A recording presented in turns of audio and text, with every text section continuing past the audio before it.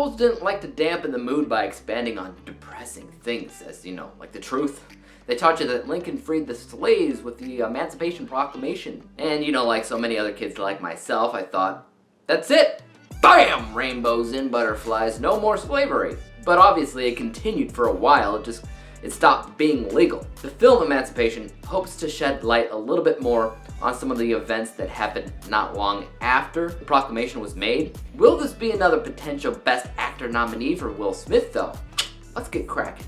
Emancipation ultimately follows around Will Smith's character Peter as he learns that Lincoln has freed the slaves, but his plantation won't let him go. So one day he decides, well, I'm just gonna go anyway, and he just runs away and escapes, but not far off the trail is the racist slave owners that are after him and every other slave that decided to run away, and his only hope is to find Lincoln's army so that he too may be free. I find the premise of a post-emancipation proclamation plot to be intriguing to say the least, especially from the vantage point of the slaves themselves in the South.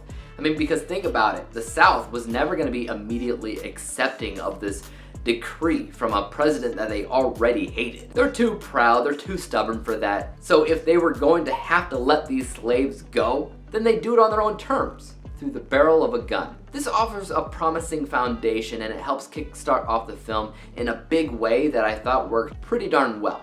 From there on out, the film turns into a mostly cat and mouse type of narrative where the South proved themselves to be, truly horrific, hateful, racist monsters, and Will Smith proves his character to be, a fighter with a drive and a focus to join the land of the free, led by Lincoln. But past that, I found the story to be relatively empty and a bit repetitive at the end of the day. And more than once, I found myself to be kind of distracted overall. I think in part, the reason why I wasn't as engaged as I'd hoped I would be was mostly because thematically, I almost want to say that the film wanted to be something that it wasn't, like an action film.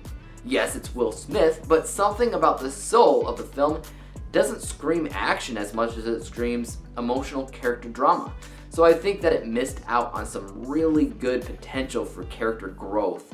At the end of the day, is his story interesting?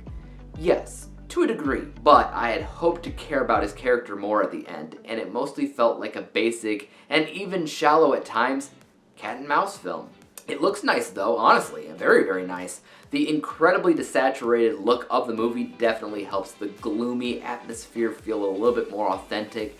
The performances were all pretty darn strong, especially Will Smith, who had to do a pretty unique Haitian/French accent.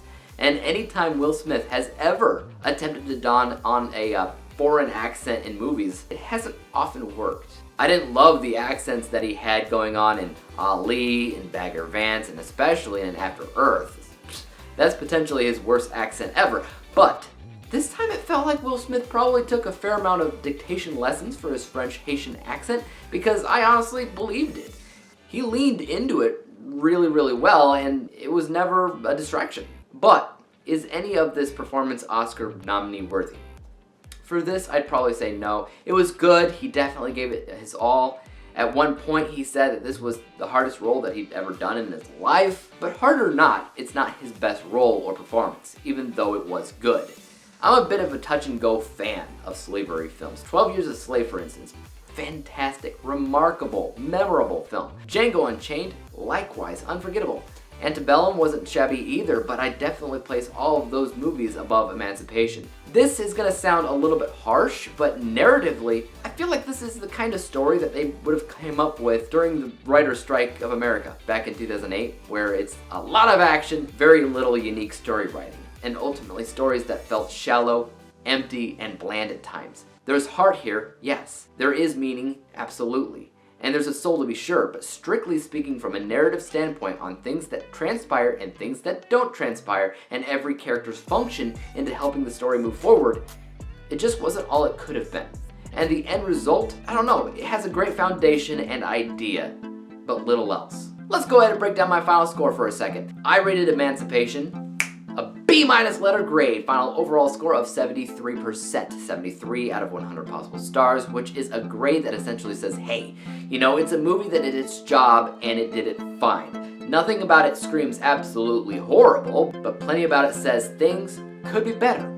I don't regret watching it, but given the chance to rewatch this or rewatch 12 Years a Slave, that's a no-brainer. But guys, I'd like to hear your thoughts on Will Smith's latest film in the comment section down below. Are you gonna be watching it, or have you sworn Will Smith off after he slapped Chris at the Oscars? Let me know, and as for you guys know what to do. Hit the like, hit the subscribe button, and hit the bell to be notified when I come out with my next review. And until then, peace out.